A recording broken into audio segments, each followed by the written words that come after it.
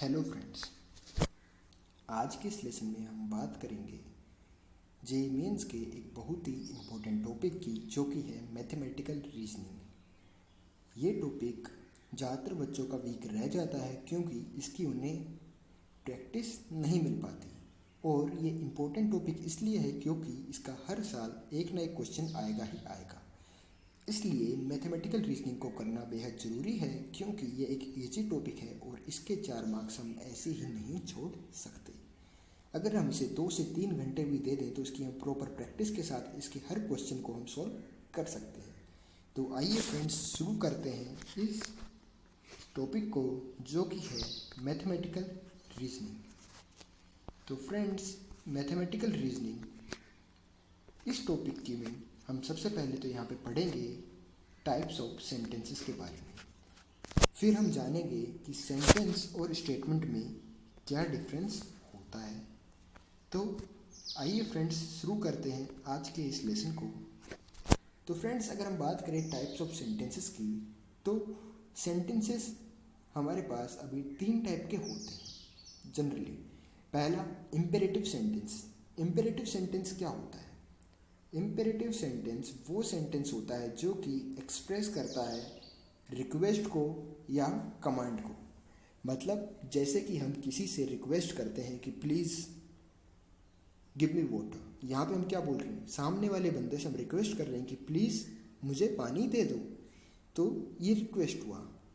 अब उसी पे अगर हम किसी को ऑर्डर दे के भी बात कर सकते थे, प्लीज़ डू दिस वर्क की जगह पे प्लीज़ डू दिस वर्क क्या हो गया? अगेन रिक्वेस्ट हो गई। पर अगर हम उसे ऑर्डर दे दें, ज़बरदस्ती दे के वो काम करवाएं, तो ये भी क्या है? ये इसमें क्या हो गया? ऑर्डर देना। तो फ्रेंड्स, जिस भी सेंटेंस में हम किसी से रिक्वेस्ट करते हैं या फिर उसे कमांड मतलब ऑर्डर देते हैं, तो उस टाइप के सेंटेंस को हम कहते हैं इम्पेरेटिव सेंटेंसेस। ठीक। अब अगर हम बात करें दूसरे टाइप के सेंटेंसेस की, तो वो हमारे पास है एक्सक्लेमेटरी सेंटेंस। तो फ्रेंड्स, एक्सक्लेमेटरी सेंटेंस को पहचानने का तरीका क्या है? एक्सक्लेमेटरी सेंटेंसेस को पहचानने का सबसे पहले सिंपल सा तरीका तो ये है कि उसका सिंबल ये होता है। सिंबल से हम एक्सक्लेमेटरी सेंटेंस को आसानी से पहचान सकते हैं। ठीक। अब अगर हम बात करें कि एक्सक्लेमेटरी सेंटेंसेस की खासियत क्या होती है, तो फ्रेंड्स, एक्सक्लेमेटरी सेंटेंसेस की खासियत ये होती है कि ये एक्सप्रेस करते हैं सम स्ट्रॉन्ग फीलिंग्स को। मतलब एक्सक्लेमेटरी सेंटेंस स्ट्रॉन्ग फीलिंग्स से रिजेंबल करते हैं।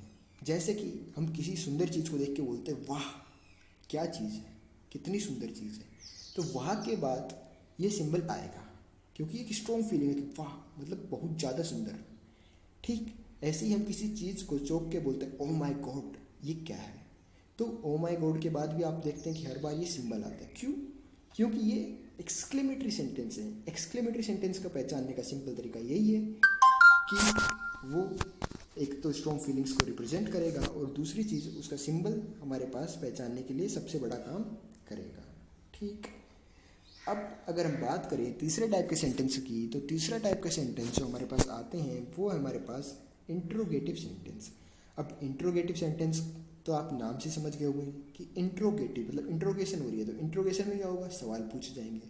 तो फ्रेंड्स, आप लोग सही समझे, इंट्रोगेटिव सेंटेंस वही सेंटेंस होते हैं जिसमें क्वेश्चन पूछा जाता है। तो क्वेश्चन के क्या होता है? क्वेश्चन में हम क्या करते हैं? क्वेश्चन के लास्ट में क्वेश्चन मार्क का होता है। तो इंट्रोगेटिव सेंटेंस को पहचानने का सिंपल सा तरीका ये है कि उसके एंड में क्वेश्चन मार्क होगा। ठीक। और इसमें हम करेंगे क्या? इंट्रोगेटिव सेंटेंस में हम कोई क्वेश्चन पूछेंगे। तो इंट्रोगेटिव सेंटेंस को पहचानने का सिंपल सा तरीका कि उसके एंड में क्वेश्चन मार्क होगा और उसमें कोई क्वेश्चन पूछा गया होगा। ठीक है। तो ये हुई। तो फ्रेंड्स, अब यहाँ पे हम बात क्या करेंगे? अब हम यहाँ पे बात करेंगे कि सेंटेंस को हम स्टेटमेंट में कब क्वालिफाई करते हैं। मतलब या हम कह सकते हैं कि कोई भी सेंटेंस स्टेटमेंट कब बनेगा। तो फ्रेंड्स, मैं आपको बता दूँ कि a sentence is called mathematical acceptable statement if it is either true और फॉल्स। मतलब किसी भी सेंटेंस को हम स्टेटमेंट तभी कहेंगे या तो वो ट्रू होगा या फिर फॉल्स होगा, दोनों एक साथ नहीं हो सकता। अब आप लोग बोलोगे कि या तो कोई बात सही होगी या गलत होगी, ये दोनों एक साथ का क्या चक्कर है? तो फ्रेंड्स मैं आपको एग्जांपल देके समझाता हूँ कि अगर हमारे पास कोई इक्वेशन दी गई है कि x plus y equals to 4, ठीक, x plus y equals to 4 में ये सेंटेंस सही कब होगा? ये सेंटेंस सही जब होगा जब x और y की वैल्यूज इस इक्वेशन को सेटिस्फाई करेंगी। जैसे कि 2 और 2 हो गया तो ये सेटिस्फाई कर जाएगा। पर वहीं पे अगर x और y की वैल्यूज उस इक्वेशन में सेटिस्फाई नहीं कर रही है, जैसे x 2 हो गया y 3 हो गया, तो 2 प्लस 3 5 होगा, 4 तो नहीं होगा।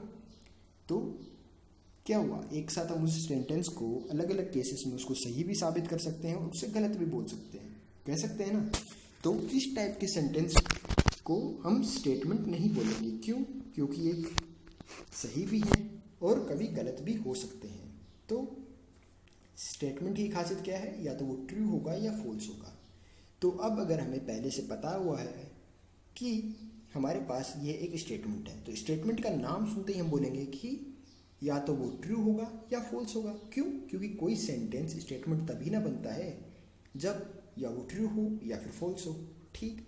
तो कोई भी स्टेटमेंट अगर हमें दिया है तो हम बोलेंगे कि या तो ये ट्रू है या फिर फॉल्स है, ठीक। अब अगर हम बात करें वैलिड और इनवैलिड स्टेटमेंट्स की, तो जो ट्रू स्टेटमेंट्स होते हैं अब उनको बोलते हैं वैलिड स्टेटमेंट, और जो फॉल्स स्टेटमेंट्स होते हैं उन्हें बोलते हैं इनवैलिड स्टेटमेंट। नाम से पता चल रहा है वैलिड मतलब जो चीज़ सही है, जो चीज़ जहाँ पे लागू है, वैलिड है यहाँ पे, तो उनको हम बोलते हैं ट्रू स्टेटमेंट्स को हम बोलते हैं वैलिड स्टेटमेंट्स, और फॉल्स स्टेटमेंट्स हमारे लिए हो जाते हैं इनवैलिड स्टेटमेंट्स, ठीक। तो वैलिड और इनवैलिड का चक्कर यहाँ पे हमने समझ लिया, ठीक। अब अगर हम इस बात करें यहाँ पे इस नोट की, तो नोट में हमें क्या दिया गया है? नोट में कोई हमें नई चीज़ नहीं बताई गई है। यहाँ पे हमने बोला गया है कि statement can not be both true and false at the same time. तो ये तो हमें पता ही है, क्योंकि अगर से ट्रू और फॉल्स सेम टाइम पे होगा तो वो सेंटेंस ही रहेगा, स्टेटमेंट तो बनेगा ही नहीं। तो ये तो हमने जान लिया इसके बारे में। अब हम देखें, अगर बात करें कि स्टेटमेंट्स की और खासियत के बारे में जानें, तो हम कह सकते हैं कि वो सेंटेंस जो इन्वॉल्व करते हैं अपने साथ टाइम वेरिंग टर्म, जैसे टुडे हुआ, टुमारो हुआ, यस्टरडे, वो स्टेटमेंट्स नहीं कहलाते। क्यों? क्योंकि टुडे, टुमारो और यस्टरडे ये टाइम के साथ चेंज हो जाएंगे। जैसे आज अगर फ्राइडे है तो टुडे क्या हुआ? फ्राइडे। पर अगर यही चीज़ मैं अगर 3 दिन के बाद बात करूँ तो क्या हो जाएगा? मंडे। तो टुडे अगर उस दिन बोलूँ तो क्या होगा? मंडे को रिप्रेजेंट करेगा। अब ये वीडियो मैं आज बना रहा हूँ, जिस दिन आप देखोगे उस दिन आपका टुडे अलग होएगा। तो ये टर्म्स चेंज हो रही हैं। ऐसे ही टुमारो और यस्टरडे भी चेंज हो जाएगा। तो ये क्या होगा? अपनी अगर हम बेसिक डेफिनेशन पे जाएं तो ये स्टेटमेंट ट्रू भी हो सकता है, फॉल्स भी हो सकता है, क्योंकि ये चेंज हो रहा है ना। अगर मैं कहूँ कि आज मंडे है, टुडे इज मंडे, तो आज ही मान लो सही चीज़ है, पर जिस दिन आप लोग वीडियो देखोगे उस दिन ये गलत हो जाएगी। तो ये जो स्टेटमेंट मैंने कहा ये ट्रू भी हो सकता है, ये फॉल्स भी हो सकता है, इसलिए ये स्टेटमेंट तो होगा ही नहीं। तो सिंपल सी बात है, सेंटेंस जो इसमें टाइम वेरिंग टर्म्स जैसे कि टुडे, टुमारो और यस्टरडे आए वो स्टेटमेंट्स नहीं होंगे, ठीक।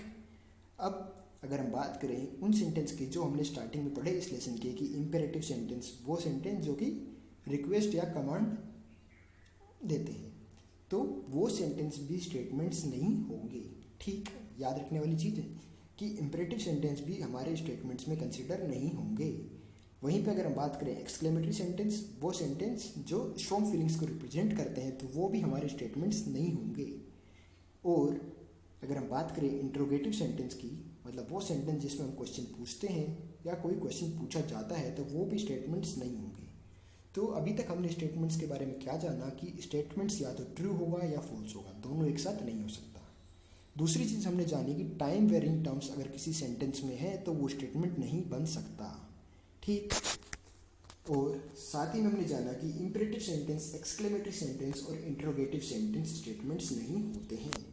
तो फ्रेंड्स, ये था आज का लेसन जिसमें हमने बेसिक्स चीज़ों की बात की, जहाँ पे हमने सेंटेंस और स्टेटमेंट को समझा, साथ ही में हमने वैलिड स्टेटमेंट, इनवैलिड स्टेटमेंट्स के बारे में भी जाना। तो अब आगे के इनके एग्जाम्पल्स हम आने वाले लेसन्स में देखेंगे। तो फ्रेंड्स, मैं उम्मीद करता हूँ कि आपको ये वीडियो पसंद आया होगा। अगर आपको वीडियो अच्छा लगा है तो आप इस वीडियो को लाइक कर सकते हैं, और अगर आप हमारे चैनल पर नए हैं तो आप इस चैनल को सब्सक्राइब भी कर सकते हैं, ताकि आने वाले लेसन्स की आपको अपडेट मिलती रहे। Thank you friends.